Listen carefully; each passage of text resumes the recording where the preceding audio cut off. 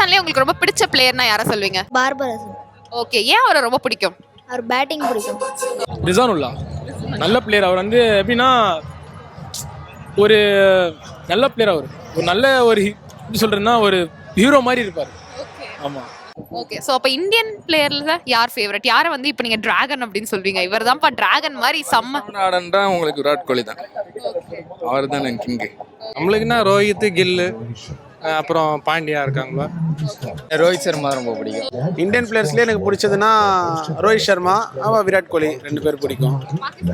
பாகிஸ்தானில் ரிஸ்வான் உல்லாவை பிடிக்கும். அதுக்கு பாபர் ஆசமை பிடிக்கும். பாபர் அசாம் தான் இப்போ கரண்ட்டில் நல்லா ஸ்கோர் பண்ணது, நல்ல ஒரு ஸ்ட்ரைக் ரேட், நல்லா எல்லாம் ஆவரேஜ் எல்லாமே நல்லா மெயின்டைன் பண்ணது. வேற யாரும் அந்த அளவுக்கு பர்ஃபார்மன்ஸ் இல்லை. பாபர் அசாம், ரிஸ்வான் தான் 2 பேர்.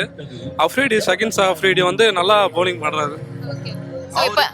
அவர் இப்போ இந்த மேட்ச்ல வந்து கொஞ்சம் டஃப் கொடுக்கலாம் இந்தியாவுக்கு. ரோஹித் சர்மாவுக்கும் சரி, KL ராகுலும் சரி.